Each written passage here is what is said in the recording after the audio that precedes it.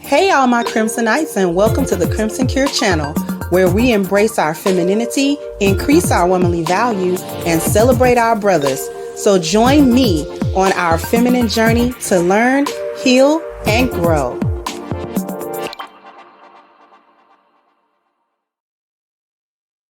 Hey there, my Crimsonites, and welcome to the Crimson Cure channel. I'm your hostess, femininity coach, and author of the Crimson Cure, and this is my perspective.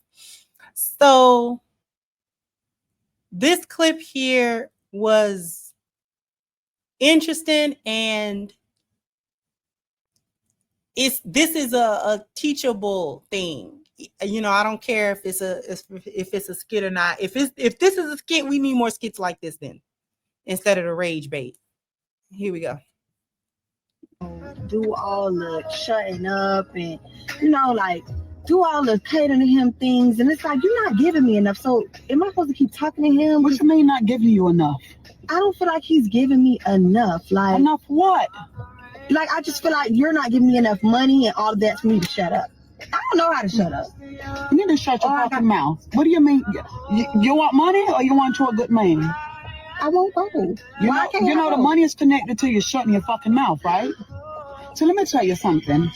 This was my problem for a long time. I always thought I had to have the last say so, you know? And I never thought I was wrong. And let me tell you something. I had a good man and I lost him.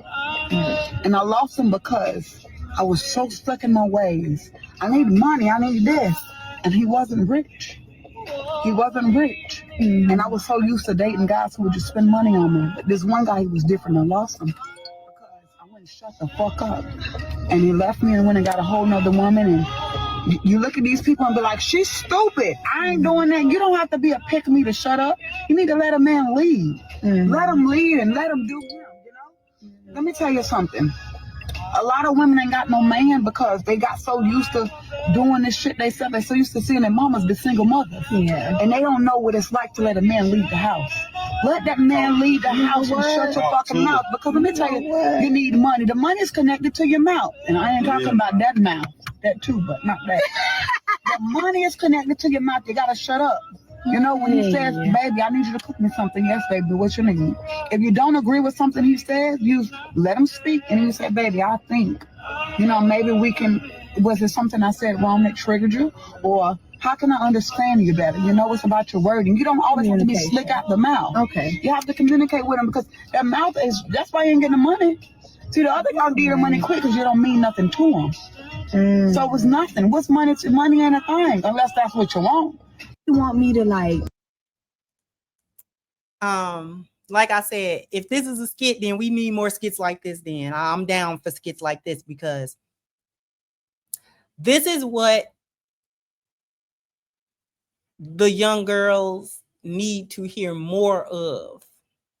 I'm not gonna say they don't get it because, believe it or not, a lot of these young chicks out here that's doing all kind of crazy stuff, they usually got at least one woman, one friend, or one female family member that's telling them what they should be doing, and they're not listening. I used to think that these chicks didn't have nobody to tell them. That's a lie. Majority of these girls have somebody that's talking to them like that, and then they're ignoring it, and then they're doing what they want to do.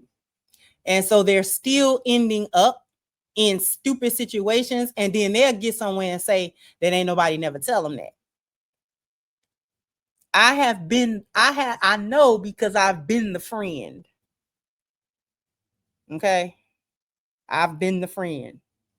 You know, that's great. Study trying to pull the coattails and then watch them go way the other way. Girl, get out. Please get out of my face. I've been the friend. I've lost the friends. Because of that, I've watched other women be the friend and lose the friend because they holding a friend accountable, or they're just pulling the coattail. Like, wait a minute, now you know you on the wrong path. This is not how you supposed to be responding or reacting. That's not how you know what I'm saying? Or they'll tell them the guy that they dealing with, this is not a good guy. you know, you should not deal with this guy because they point out the red flag and they go for it anyway. So they be having women to tell them that, and then they are hard-headed, and hard heads make soft behinds. But to her other point about shutting up, I think a lot of young women don't understand what that, and she said that you don't have to be a pick-me to shut your mouth. When I say shut your mouth, I don't know, other people might have a different definition of that. But when I say you need to be quiet, I mean you need to communicate better. Being quiet doesn't mean that you don't have a voice in your relationship. Because not having any kind of voice in your relationship is just as bad as not being able to control your communication in a relationship and you talk too much. Both of those are at the two ends of an extreme. Okay. So when you're quote unquote quiet in a relationship, that just simply means communicate better, find a better communication style other than getting mad, or like the lady said in the video, getting a slick mouth all the time, or having something slick to say, or the constant nagging, like you don't know how to articulate what you need, communicate what you need, and really leave it alone after that. There's a point where you got to leave it alone after that as well. And you have to, this comes with just better communication overall. And then this also comes with knowing who your man is, what moves him and what don't. What's going to start an argument versus what's going to have him to pay attention attentively to what you are trying to say, and put him in a space where he listening rather than a space where he thinks that he has to defend himself against an accusation or something like that. A lot of people don't know how to communicate what they need. Okay. Even in using the term shut up to convey that there needs to be better communication is actually bad communication. Communicate better. Learn effective communication.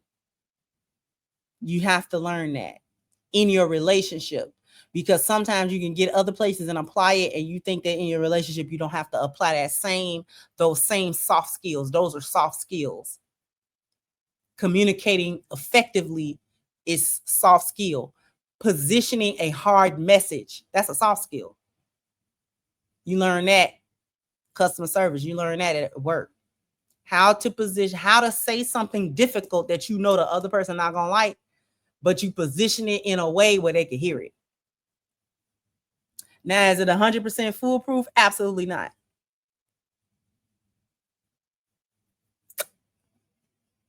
But it works more often than it does not. It worked better than the other stuff y'all have been doing.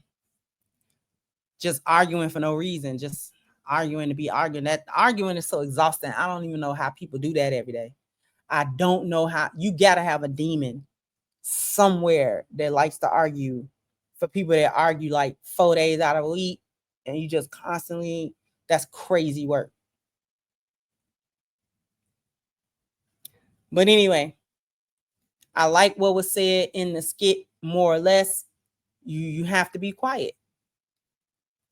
And you have to communicate better. Sometimes that better communication is the literal silence, though. Sometimes it is it's the actual act of silence. It's the actual act of closing your mouth. It really is. You don't have to defend yourself as much as you think you do. You really don't. We get into these modes where we're defending ourselves and we think we got to be right, and when we think the other person, more often than not, you actually don't have to defend yourself. It'd be the defending yourself that actually be sparking the arguments, or that prolong an argument, or that veer a conversation off into an argument. It be the defensiveness of either party. Whoever likes to jump to the defense, that's the person that usually takes the conversation off the rails and then it go into an argument. Defensiveness and moving the goalpost is two of the most destructive things that destroy communication. Defensiveness and moving the goalpost is, in my opinion, the top two ways to just destroy effective communication, and a whole conversation go left because of that. Because somebody had to defend themselves or somebody had to move the goalpost. Like, we are not talking about that. Why are you talking about that? Jump down in the comment section. Let me know what you think. Like, share, subscribe to the channel if you have not. Once again, I'm your host of The Crimson Cure, and this was my perspective. Bye-bye, Crimsonites.